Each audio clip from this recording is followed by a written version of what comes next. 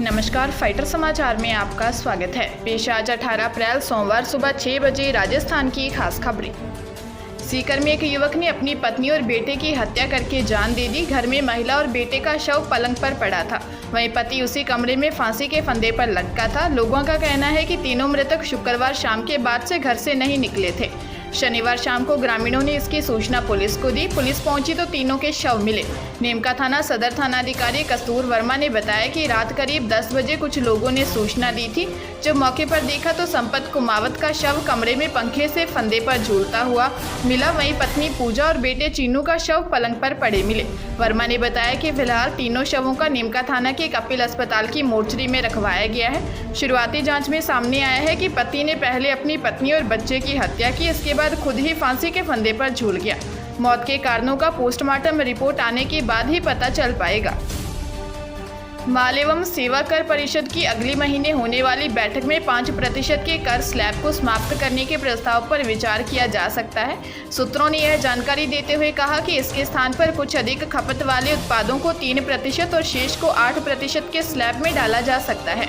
ज़्यादातर राज्य राजस्व बढ़ाने को लेकर एक राय रखते हैं, जिससे उन्हें मुआवजे के लिए केंद्र पर निर्भर नहीं रहना पड़े। फिलहाल जीएसटी में 5, 12, 18 और 28% के 4 कर स्लैब हैं। इसके अलावा सोने और स्वर्ण आभूषणों पर 3% कर लगता है। इसके अतिरिक्त कुछ बिना ब्रांड, अनब्रांडेड और बिना पैकिंग अनपैक्ड वाले उत्पाद हैं जिन पर जीएसटी नहीं लगता है। सूत्रों ने कहा कि राजस्व बढ़ाने के लिए परिषद कुछ गैर खाद्य वस्तुओं को 3% स्लैब में लाकर कर छूट प्रदान वस्तुओं की सूची में कटौती करने का निर्णय ले सकती है। नागौर जिले के मकराना थाना क्षेत्र में हर्बल प्रोडक्ट खरीदने के बाद एक युवक के साथ इनाम में स्विफ्ट कार देने के नाम पर 11 लाख रुपए की ठगी का मामला सामने आया है। पीड़ित का कहना है कि कुछ दिनों पहले उसने एक विज्ञापन देकर ऑनलाइन हर्बल प्रोडक्ट खरीदा था। इस प्रोडक्ट के साथ उसे एक लेटर भी मिला था। लेटर में उसके इनाम में स्विफ्ट कार खुलने की बात लिखी थी और डिलीवरी के लिए कंपनी ऑफिशियल से कांटेक्ट करने को लिखा हुआ था। पीड़ित युवक ने लेटर में लिखे नंबरों पर कॉल किया तो वहां से उसे एनओसी, इंश्योरेंस और टैक्स के नाम पर एडवांस रकम जमा करवाने को कहा गया। इसके बाद इनाम में निकली स्विफ्ट कार की डिलीवरी देने की बात कही गई। वो झांसे में आ गया और बताए अनुसार अलग अलग खाता नंबर में उसने करीब 11 लाख रुपए जमा करवा दिए। अब उन्होंने पीड़ित के फ़ोन उठाने बंद कर दिए हैं। ऐसे में परेशान होकर मामला दर्ज करवाया गया है। करौली में नव संवत्सर के मौके पर बाइक रैली पर पथराव के बाद हुई हिंसा के चलते कर्फ्यू लगाया गया था। शहर में करीब 5 बार कर्फ्यू की अवधि बढ़ाई गई है। इस दौरान दिन में धीरे धीरे कर्फ्यू में ढील दी गई थी। कर्फ्यू में ढील मिलने के बाद बाजार में दुकानें खुलने लगी थी और लोग खरीदारी करने आ रहे थे। शहर में रविवार सुबह 7 बजे के बाद कर्फ्यू पूरी तरह से खत्म हो गया है। कर्फ्यू हटने से दुकानदारों और शहर वासियों के साथ ही शादी की खरीदारी करने आ रहे लोगों को राहत मिलेगी। चूरू के रामगढ़ थाना क्षेत्र में रविवार सुबह ट्रक और बोलेरो में आमने सामने की भिड़ंत हो गई। हादसे में बोलेरो का ड्राइवर गंभीर रूप से घायल हो गया, जिसे इलाज के लिए राजकीय डीबी अस्पताल के इमरजेंसी वार्ड में भर्ती करवाया गया, जहां इलाज के दौरान उसकी मौत हो गई। मृतक युवक के पड़ोसी ने बताया कि वार्ड 29 रामगढ़ निवासी सुभाष सैनी पुत्र ब्रह्मदत्त सैनी रविवार सुबह अपनी बोलेरो गाड़ी से कहीं जा रहा था। इस दौरान रामगढ़ में ही खटीकों की प्याऊ के पास ट्रक से बोलेरो की भिड़ंत हो गई। हादसे की सूचना मिलने पर रामगढ़ पुलिस मौके पर पहुंची और घायल को रामगढ़ अस्पताल पहुंचाया, जहां प्राथमिक इलाज के बाद गंभीर हालत में चूरू के राजकीय डीबी अस्पताल रेफर कर दिया। चूरू अस्पताल में इलाज के दौरान उसकी मौत हो गई। उन्होंने बताया कि सुभाष भजन गायक था और उसका खुद का एक यूट्यूब पर चैनल था। शनिवार रात को भी वह किसी जागरण में बुकिंग पर गए थे। मृतक की एक बेटा और एक बेटी है। हादसे की सूचना मिलने पर राजकीय डीबी अस्पताल में सुभाष के परिचितों और गाँव के लोगों की भीड़ लग गई। मारवाड़ में गहराते जल संकट को दूर करने के लिए कई प्रयास किए जा रहे हैं। इसी प्रयास में रविवार को राजस्थान की पहली वाटर ट्रेन पाली पहुंची। यह ट्रेन जोधपुर से 20 लाख लीटर पानी लेकर आई है। ट्रेन का पाली पहुंचने पर गाजे बाजे के साथ स्वागत किया गया। इससे पहले रविवार सुबह जोधपुर के भगत की कोठी रेलवे स्टेशन से ट्रेन करीब 8 बजे रवाना किया गया।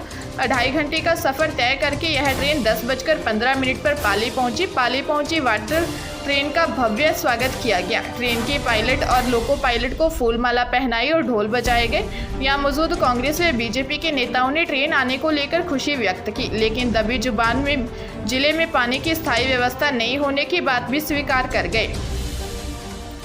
भरतपुर में एक महिला ने अपने अधेड़ पति को उसकी प्रेमिका के साथ पकड़ लिया। पत्नी अपने रिश्तेदारों के साथ पहुंची थी। उसने सड़क पर पति को प्रेमिका के साथ स्कूटी पर घूमते हुए पकड़ लिया।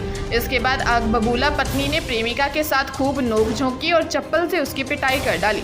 सड़क पर तमाशा देख लोगों की भीड़ जुट गई। लोगों ने बीच बचाव करने की कोशिश की, लेकिन पत्नी को पति और प्रेमिका पर इतना गुस्सा आ रहा था कि उसने किसी भी की एक भी नहीं सुनी और गाली गलौज करती रही। पत्नी को अपने पति पर पहले से शक था। वह अपने परिजनों के साथ अपने पति को पीछा करने लगी थी। सुरेंद्र अपनी प्रेमिका को स्कूटी पर बैठाकर कहीं लेकर जा रहा था। सुरेंद्र को पता नहीं था कि उसकी पत्नी उसका पीछा कर रही है।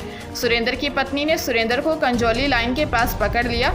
उसने सुरेंद्र को रोकना चाहा, लेकिन वह नहीं रुका, जिसके बाद सुरेंद्र की पत्नी ने बड़ी मुश्किल से दोनों को रोक लिया। चूरू के हमीरवास थाना क्षेत्र में 11वीं क्लास में पढ़ने वाली नाबालिग स्टूडेंट से 2 दिन तक रेप करने का मामला सामने आया है।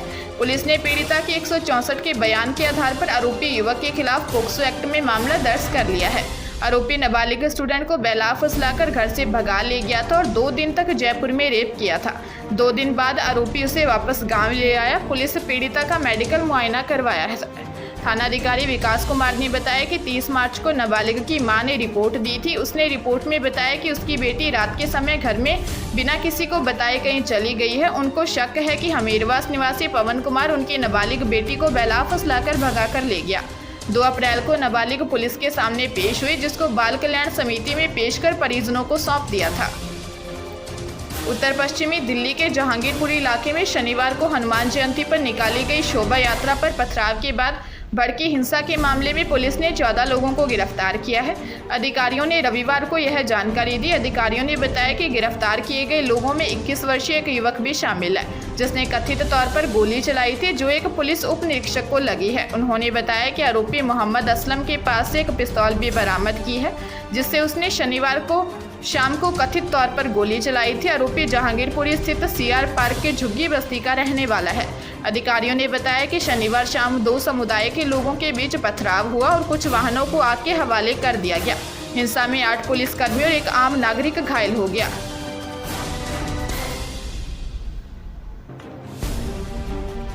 ताजा तरीन खबरों के लिए फाइटर न्यूज को सब्सक्राइब करें और बेल आइकन को प्रेस करें, ताकि नई न्यूज अपडेट होते ही आपके फोन की घंटी बज जाए।